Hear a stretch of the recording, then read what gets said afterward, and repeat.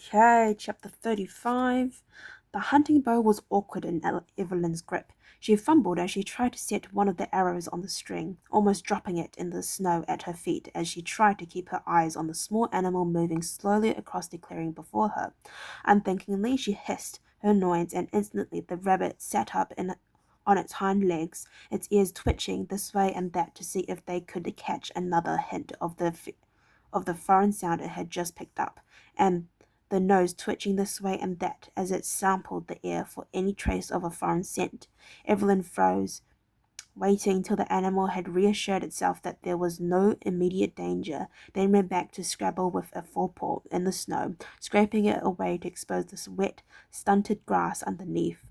Scarcely daring to breathe, she watched as the rabbit began to graze again, then, looking down this time, slipped the arrow onto the string, just under the knock mark that the bow's original maker had placed there. At this point, the string had been built up in thickness with a fine cord wound round and round it, so that the knock fitted snugly, holding the arrow in place without any need for the fingers to do so. It was a snug hold, but a light one nevertheless, and the force of the string's release would instantly break the grip and send the arrows on its way. She brought the bow up now and began to draw back on the string with her right hand. She knew she wasn't doing this correctly. She had seen enough archers in her time to know that this simply wasn't the way it was done. However, as she was beginning to appreciate, watching a trained archer and emulating his movements were two completely different matters. Will, she remembered, could nock and draw in an arrow in one smooth, practiced, and seemingly effortless movement. She could picture the movement now in her mind, but it was totally beyond her abilities to recreate it. Instead, she held the bow upright and gripping the arrow's nock between her fingers and thumb, and attempting to draw the string back with the strength of her fingers and arm alone. Doing it that way, she could barely manage to bring the arrow to half draw. She pursed her lips in anger.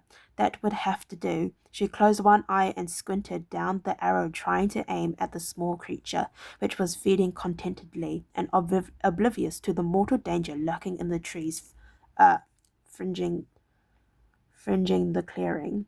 With more hope than conviction, she finally released her grip on the arrow. Three things happened. The bow jerked in her grip, throwing the arrow off its aim by at least 3 meters. The arrow itself flipped out of the bow with barely enough power behind it to cause it to pierce flesh, and the string slapped painfully against the soft inside skin of her right forearm. She yelped in pain and dropped the bow. The arrow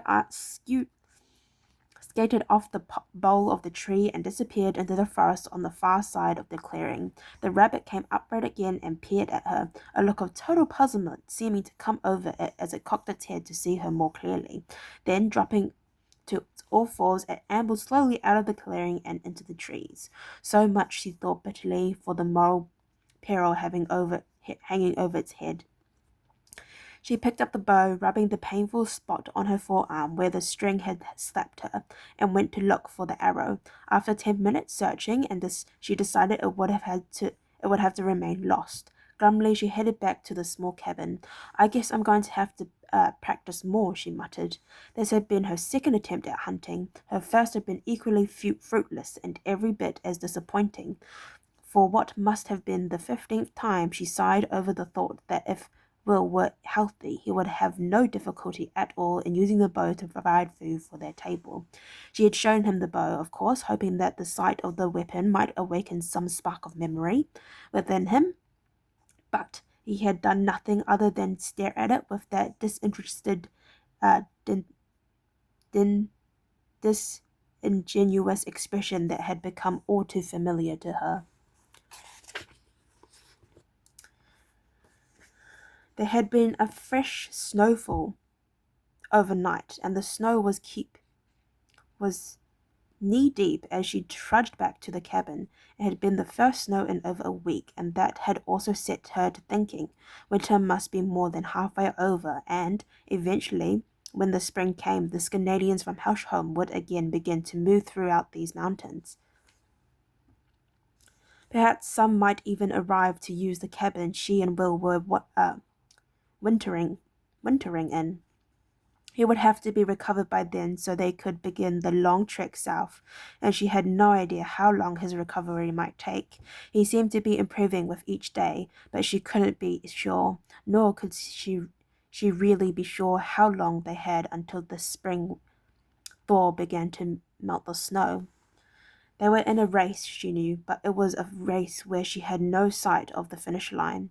It could be on her any day. The cabin came into view. She was relieved to see that a thin whisper of wood smoke still issued from the chimney. She had banked the fire before she left earlier in the day, hoping that she'd put enough fuel to keep it burning throughout her absence.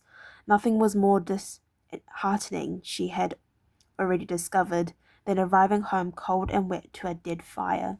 Naturally, there was no way she could expect Will to tend the fire while she was away. Even a simple task like that seemed to be beyond him. It was not, she realized, that he was unwilling. He was simply totally uninterested in doing or saying anything beyond the most basic functions. He ate, slept, and occasionally came to her with that pleading expression in his eyes, asking for more wormweed. At least, she consoled herself, it had been some time since he had done that. For the rest of the time he simply sat wherever he might be, staring at the floor or his hand or a piece of wood, or whatever might have formed a focus point for his eyes at the time. The leather hinges on the cabin door creaked as she swung it inward. The noise was enough to draw Will's attention to her.